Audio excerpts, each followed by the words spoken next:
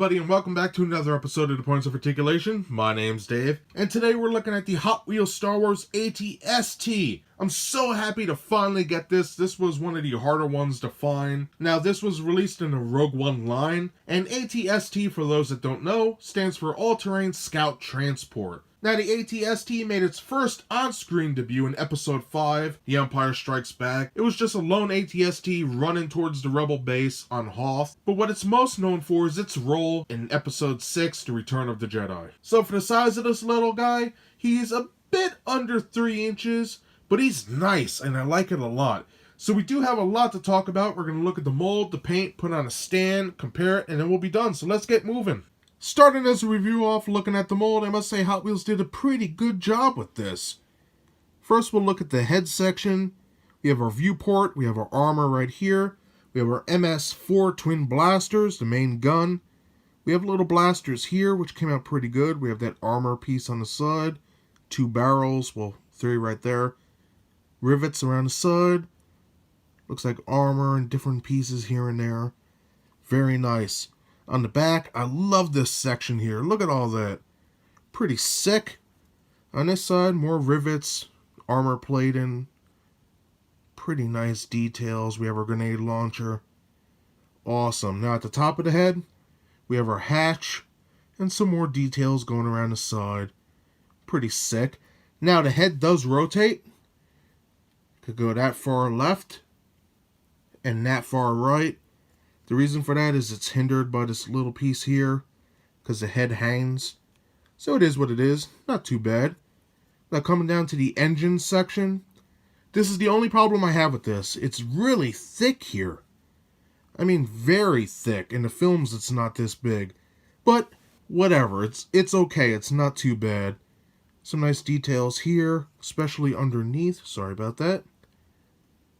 Pretty cool. Raised sections. Pretty sick. Now on the front we have a couple cables here. A couple molded sections. Pretty awesome. On the bottom we have basically a rod in there to make the head rotatable. We have a rivet holding it together, copyright crap, and some molded sections which are nice. Now in back of the leg we do have more molded sections. But it's kind of hidden by the leg itself. You can see it right here. And right here.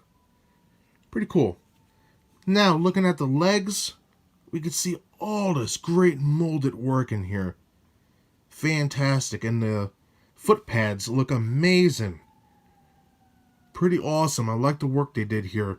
And it is molded on the other side, as you can see by my thumb.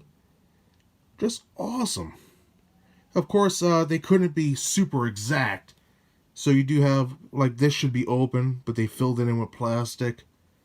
But it is what it is. Now at the bottom we do have peg holes. So I don't know how that's going to play in the future, but it's nice they did that. And I must say, it stands very well.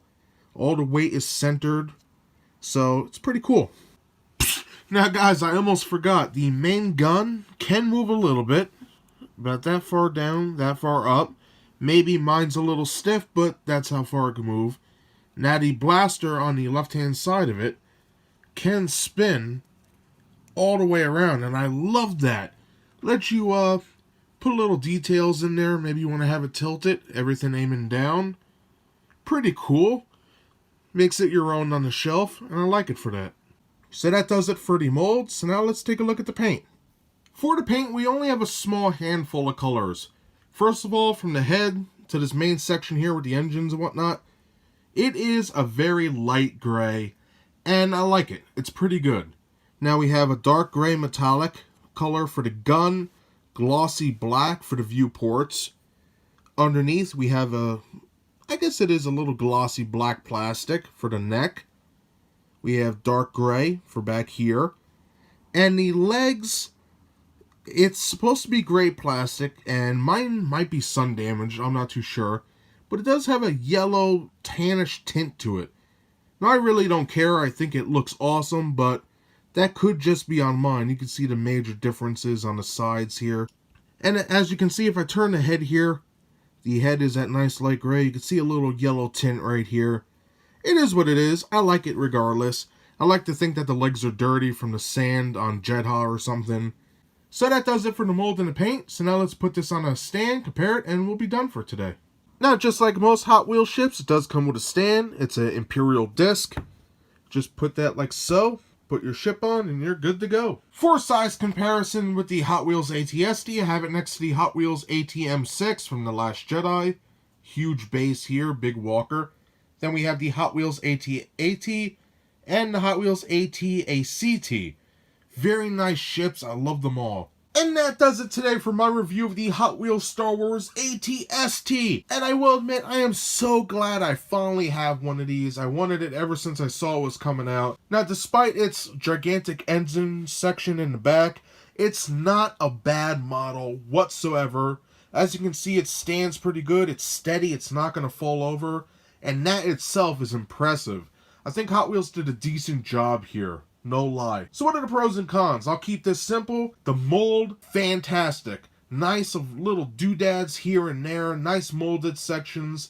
Amazing work on here, especially in the head and the legs. Now for the paint, it's nice and crisp and clean, as we can see with the eye ports right here. The viewports, I should say. No drips or smears. Perfectly done. I would have liked a little unity between the main body and the legs.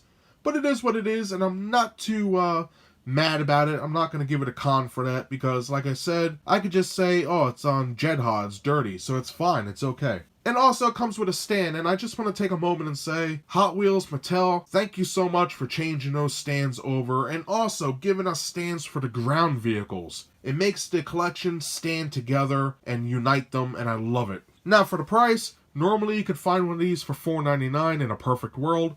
However, I have never seen one of these in the wild. I never found a 2-pack. I never found it by itself. And usually they're almost 20 bucks, 15, 14. So luckily I found one for $8.99 on Amazon. So if you're on the hunt for these, check out your online stores and see if you could get it cheaper than me. So if you're looking to buy this, like I just mentioned, I suggest going on the internet, hunting it down, find it cheap. Don't spend so much money on these things. As great as they are, and believe me, I fell in love with this line, I don't think they're worth 16, 15, and so on and so forth. That's ridiculous. So I recommend this ship for anybody who's a fan of the Empire, Imperial Walkers, or fans of Return of the Jedi, Rogue One, or The Empire Strikes Back. I think it is a great vehicle and a perfect addition to the collection. So that's everything I have to say about this ship today. I hope you enjoyed my review. If you did, hit that like button. And if you'd like to see new reviews every Thursday, subscribe. Again, thanks for watching, and I'll see you all next time. Bye, everybody.